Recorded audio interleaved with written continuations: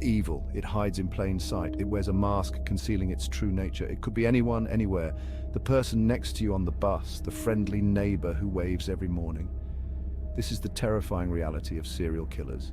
They walk among us unnoticed until it's too late. They are not monsters in the shadows. They are not the boogeymen of our childhood nightmares. They are our neighbors, our co-workers, our lovers. They live ordinary lives, blending seamlessly into society. Serial killers fascinate and horrify us. We are captivated by their stories, unable to look away. We are drawn to their stories of depravity. We seek to understand the darkness within them. We want to understand what drives them.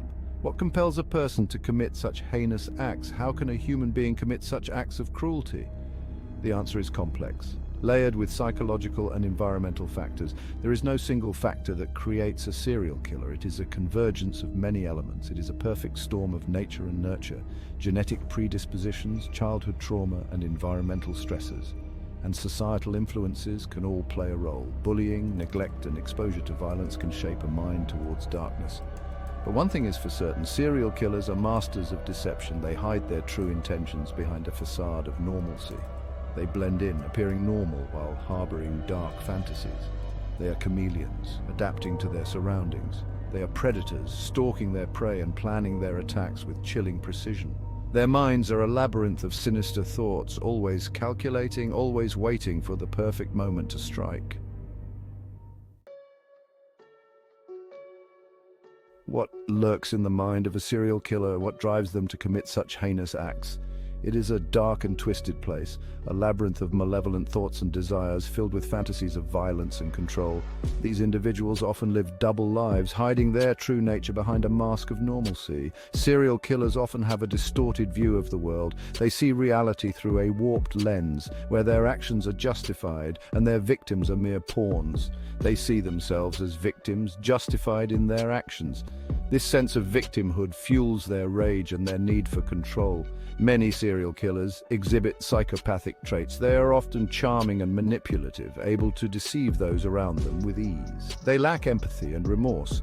Their emotional detachment allows them to commit atrocities without a second thought. They are incapable of forming genuine emotional connections. Their relationships are superficial, serving only to further their own ends. They see others as objects to be used and discarded. People are merely tools to achieve their twisted goals. Their crimes are not impulsive. Each act of violence is meticulously planned, every detail considered. They are carefully planned and executed. The precision with which they operate is chilling, leaving little room for error. The act of killing becomes a ritual, a way to satisfy their deep-seated desires. Each murder is a performance, a testament to their power and control. Understanding their psychology is crucial to stopping them. By studying their patterns and behaviors, we can anticipate their next move. By delving into their minds, we can learn to recognize the warning signs and prevent future tragedies. It is a race against time, a battle of wits to outsmart those who live in the shadows. Serial killers aren't born overnight. They are the result of a long and often tragic journey. The path to becoming a monster is often paved with red flags, each one a warning sign that something is deeply wrong. Early signs can manifest in childhood, hinting at the darkness to come. A troubled child may draw disturbing images or show an unusual fascination with death. Animal cruelty is a common thread among many who later commit heinous acts. Hurting animals can be an early indicator of a lack of empathy. Bedwetting, fire setting, and a fascination with death are also warning signs.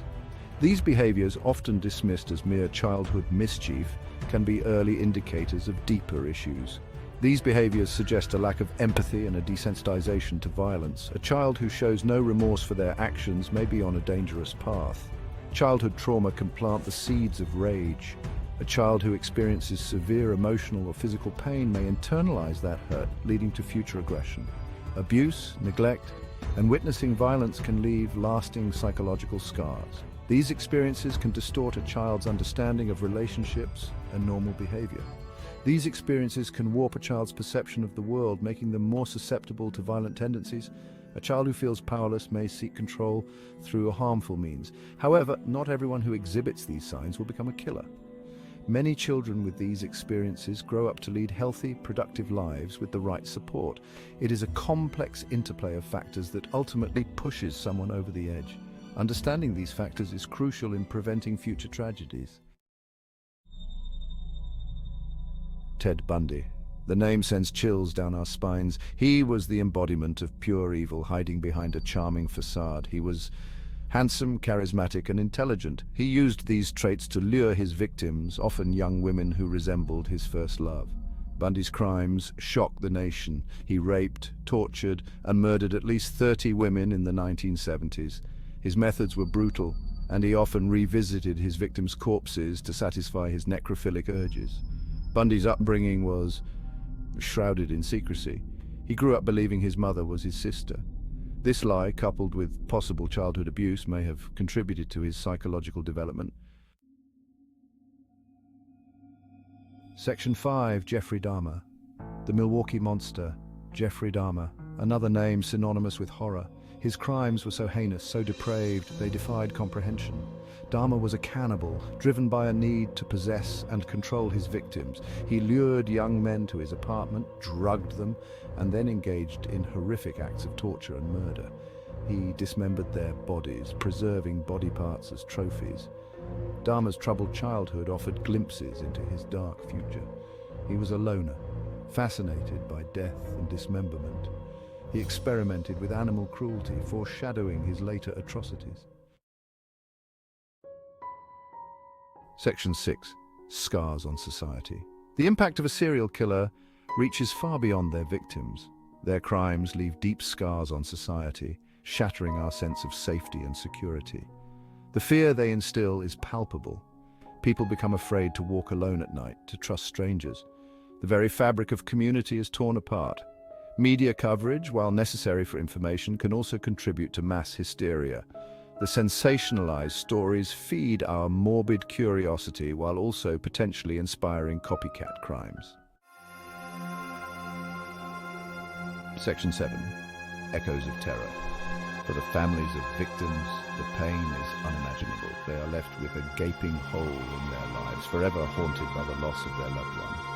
The justice system offers little solace. While the capture and conviction of a serial killer bring a sense of closure, it cannot erase the pain or bring back the victim.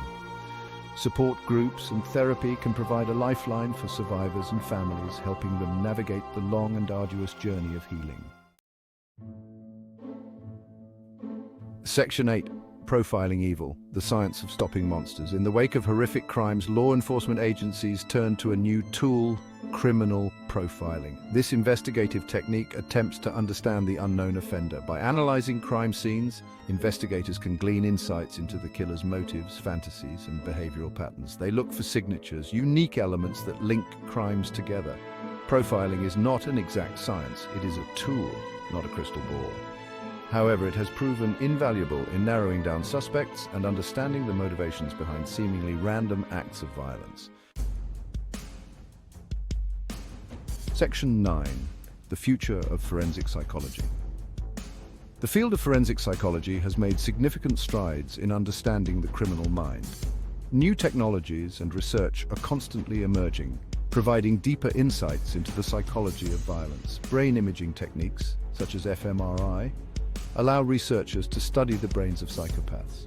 These studies aim to identify neurological differences that may contribute to their lack of empathy and remorse. Genetic research is also shedding light on the nature versus nurture debate. Studies are exploring whether certain genes predispose individuals to violence. Section 10. Stopping the next monster. Prevention is always better than cure. By understanding the factors that contribute to serial killing, we can work towards preventing future tragedies. This involves a multi-pronged approach.